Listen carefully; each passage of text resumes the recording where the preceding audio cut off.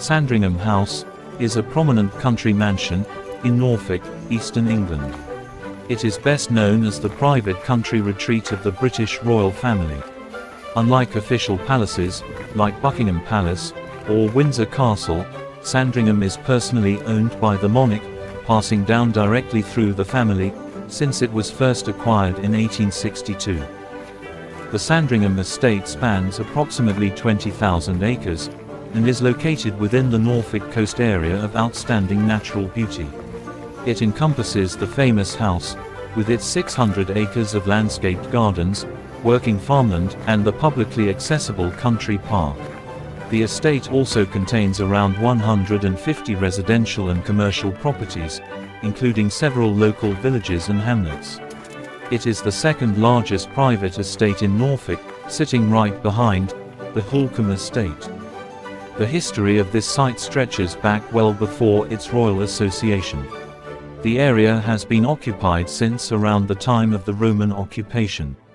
Archaeological remains of a Roman villa sits near the boundary of the modern estate. The name, Sandringham, derives from its 1086 Domesday Book listing as Sandringham, meaning the sandy part of Dersingham. During the Elizabethan era, a large manor house was originally built on the site. In 1771, the host Henley family demolished the old manor and built a white stucco Georgian mansion known as Sandringham Hall. In 1834, Cornish Henley's son sold the estate to a wealthy neighbour, London merchant John Motter. In 1843, when Motter died, having no heirs, he left the entire estate to his friend, Charles Spencer Cooper, who was the stepson of the Prime Minister, Lord Palmerston. Then in 1862, Cooper's estate became heavily mortgaged, leading to its sale. Prince Albert and Queen Victoria purchased the estate for the sum of £220,000. It was purchased as a country home for Queen Victoria's eldest son, Albert Edward, the Prince of Wales, on his 21st birthday, who later became King Edward VII, with his new bride, Princess Alexandra of Denmark. Finding the existing Georgian hall too small for the growing family and their social gatherings, the prince ordered the near-total demolition of the manor house.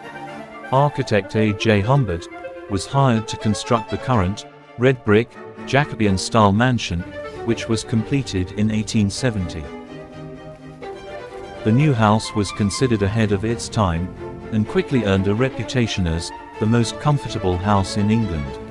It featured pioneering modern conveniences like gas lighting, central heating, and working showers. The house suffered a devastating fire in 1891, destroying a large portion of the roof and bedrooms. Edward VII famously instituted a unique tradition, where all estate clocks were set 30 minutes ahead of Greenwich Mean Time, or GMT.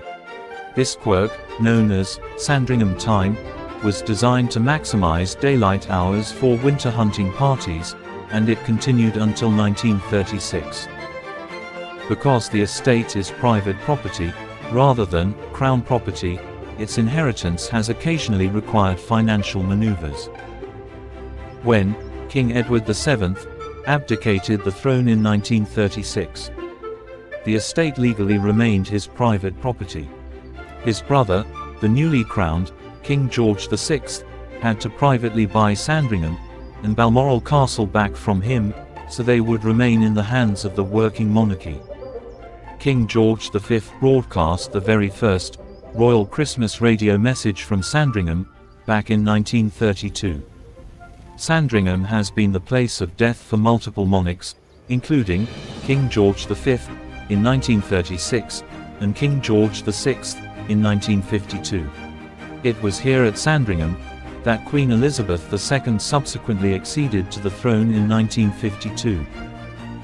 Queen Elizabeth II broadcast her first televised Christmas message from the house in 1957. It was in 1961 that Diana Spencer, who later became the Princess of Wales, was born at Park House, a property located on the Sandringham estate, that her family rented from the royals.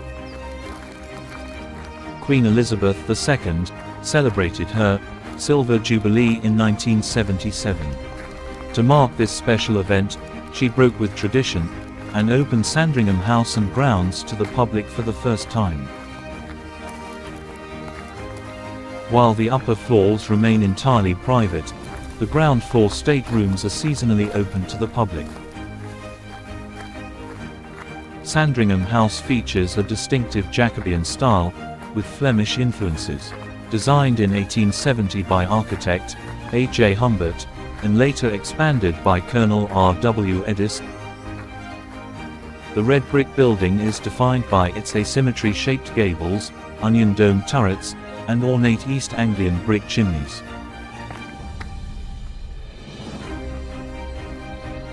Sandringham House features a lavishly decorated interior that replicates the grand style of the 18th and 19th century European castles and palaces. As the private Norfolk country retreat of the British royal family, its ground floor staterooms present a mix of formal opulence with cozy and domestic comforts. The original 1870s interior, predominantly fitted by the legendary firm Holland & Son, showcases cream walls, painted ceilings, intricate parquetry floors, and dark wood paneling.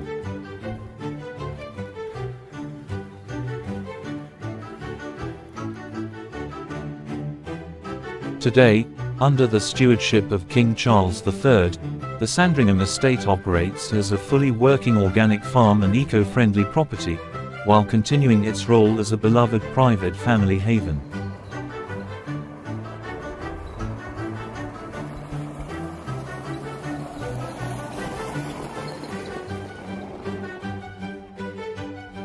I explained to the two ladies at the door that I didn't have the time to look around the interior today. They very kindly allowed me to venture into the hallway and look at the grand saloon, which is also the room, so I was told, where the King and Queen likes to sit and unwind. You can't take bottled liquid inside, and photographs and videoing isn't allowed. But it's truly amazing and mind-blowing, and worth a full visit next time.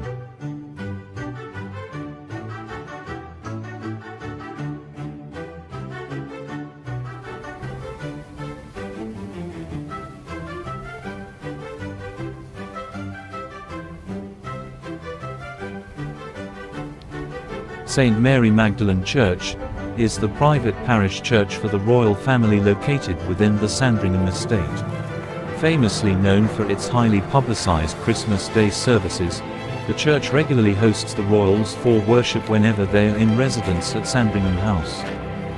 The Christmas Day service is one of the most visible royal traditions. Each year, the King and Queen and other members of the royal family walk the short distance from Sandringham House to St. Mary Magdalene Church. Thousands of well-wishers gather outside the church gate to see the royal family arrive. After the service, the royals greet the public before heading back to Sandringham House.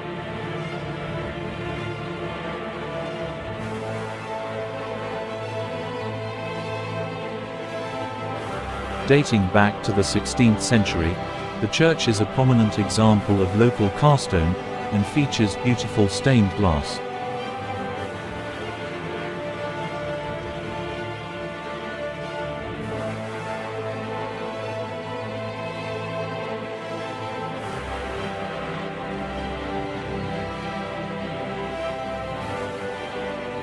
The church entrance cost is included in the garden's ticket price.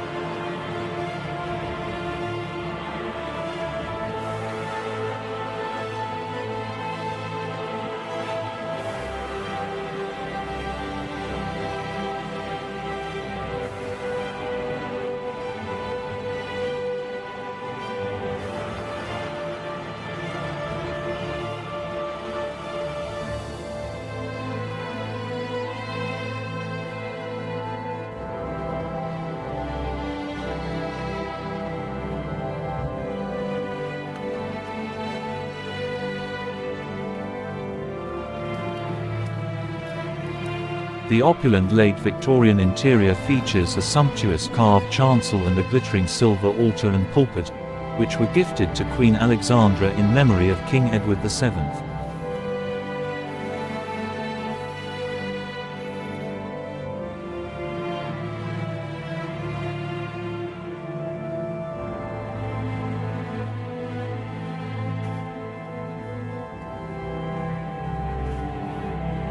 It also has a Florentine marble font, and a rare 9th century Greek font.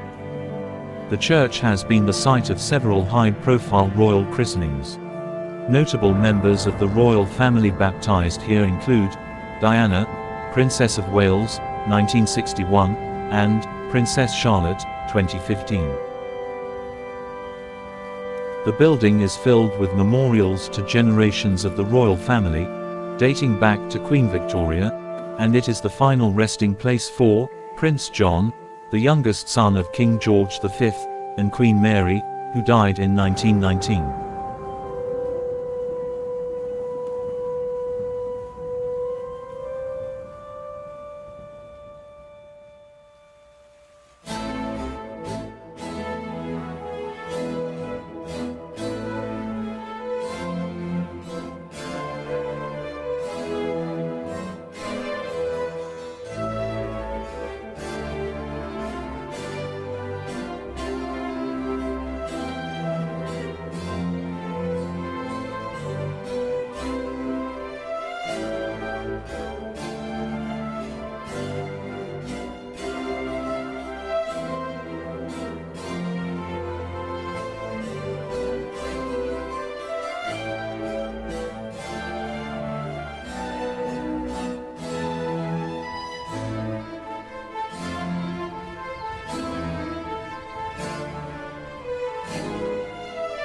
It's been a truly wonderful day, even though the train problems made my visit much shorter than originally intended. But it's been well worth it, and even though it's quite expensive, I have to say I will be coming back sometime soon.